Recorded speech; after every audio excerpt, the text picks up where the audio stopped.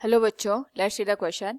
The far point of a myopic person is 40 centimeter. To see the distant object clearly, the focal length and the power of the lens used should be. Here we have given 4 options. Now to answer this question, first we will discuss here the key concept, and here the key concept will be human eye defect. Human eye defect हमारे पास तब produce होता है जब जो lens होता है in human आई, उसकी converging power या तो इंक्रीज हो जाती है या तो डिक्रीज, या फिर यहाँ पे रेटिना का साइज इंक्रीज या डिक्रीज हो जाता है.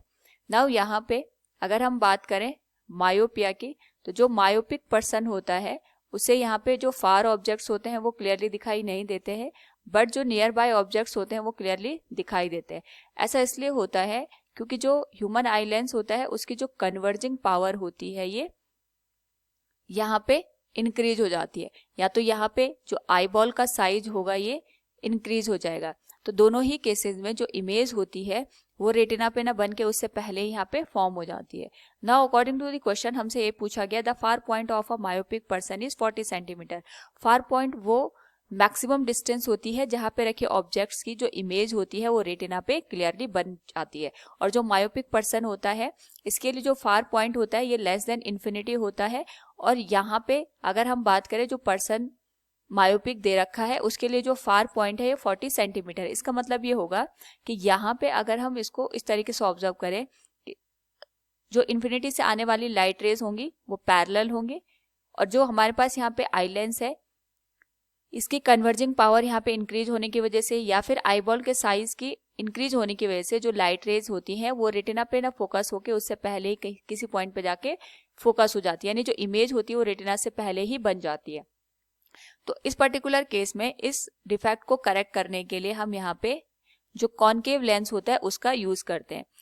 उसका यूज हम इसलिए करते हैं क्योंकि हमारे पास यहाँ पे जो भी आई लेंस हमने यूज किया है इसको यहाँ पे अगर डाइवर्जिंग लाइट रेज मिलेंगी तो इसकी जो यहाँ पे बड़ी हुई कन्वर्जिंग पावर है ये इसको कंपनसेट कर सकता है. तो इसको यहाँ पे करेक्ट करने के लिए हम कॉनकेव लेंस का यूज करेंगे. तो इस पर्टिकुलर केस में जो भी लाइट रेज यहाँ पे पैरेलल होती हैं, सबसे पहले जो आई लेंस से पहले हमने कॉनकेव लेंस लगा रखा है लाइट रेज को यहाँ पे डाइवर्स कर देगा इस तरीके से, और जो हमारे पास यहाँ पे आई लेंस हमने यूज किया है ये अगेन इनको कन्वर्ट करके रेटिना पे फोकस कर देता है. तो यहाँ पे अगर हम बात करें जो कॉनकेव लेंस हम यूज करते हैं बेसिकली ये यहाँ पे जो इन्फिनिटी पे रखी ऑब्जेक्ट होती है उसकी इमेज को थोड़ा सा पास लेके आ जाता है फॉर द आई लेंस. यानी आई लेंस के लिए जो ऑब्जेक्ट रखा होगा वो इन्फिनिटी पे ना रख के जो कॉनकेव लेंस के थ्रू इमेज बनती है वहां पे रखा होगा. यानी अगर हम इसको रे डायग्राम के थ्रू दिखाएं तो ये लाइट रेज यहाँ पे डाइवर्ज हो रही है इस तरीके से. अगर हम इनको यहाँ पे बैकवर्ड डायरेक्शन में इस तरीके से स्ट्रेट लाइन में मिलाएं तो जो यहाँ पे कॉनकेव लेंस है उसके लिए जो इमेज बनेगी इस वाले पॉइंट पे बनेगी. नाउ यहाँ पे जो इमेज हमने बनाई है आई, इसके थ्रू जो भी लाइट रेज यहाँ पे आई लेंस तक पहुंचेंगी वो यहाँ पे इसके लिए एज एन ऑब्जेक्ट का काम करेगा. यानी जो हमारे पास आई लेंस है उसके लिए ऑब्जेक्ट यहाँ पे इन्फिनिटी पे ना होके इस पॉइंट आई पे रखा हुआ है. अब यहाँ पे क्योंकि इसकी कन्वर्जिंग पावर ऑलरेडी बढ़ी हुई है तो यहाँ पे जो भी लाइट रेज आएंगी वो इनको अब यहाँ पे रेटिना पे फोकस कर देगा.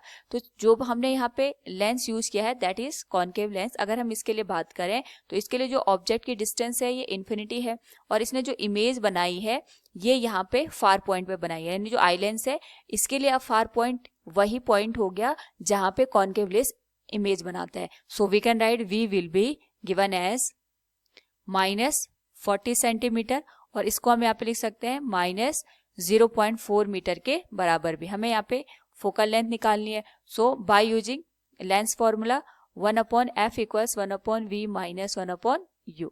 तो यह आ जाएगा 1/f इक्वल्स v की वैल्यू आ जाएगी -0.4 और u की वैल्यू आ जाएगी इन्फिनिटी के बराबर. तो 1/∞ हो जाएगा 0. तो यहाँ से जो फोकल लेंथ निकल के आएगा दैट विल बी -0.4 मीटर. तो ये हमारे पास यहाँ पे जो आई लेंस है उससे पहले हमने जो कॉनकेव लेंस लगाया है उसकी फोकल लेंथ यहाँ पे निकल के आ गई. नेगेटिव साइन ये यहाँ पे दिखा रहा है कि हमारे पास यहाँ पे जो लेंस का नेचर है ये कॉनकेव या डाइवर्जिंग नेचर का होगा. नाउ अगर हम इसके करस्पॉन्डिंग यहाँ पे पावर की बात करें तो पावर होता है हमारे पास 1/4 फोकल लेंथ. तो इसकी वैल्यू आ जाएगी -1 / 0.4 और ये वैल्यू आ जाएगी हमारे पास -2.5 डायोप्टर के बराबर. This will be the final answer. So from the given question we can say here the power of the lens and the focal length of the lens should be minus 40 centimeter and minus 2.5 diopter. Option A will be the correct one. Hope all you understood it. Thank you and best of luck.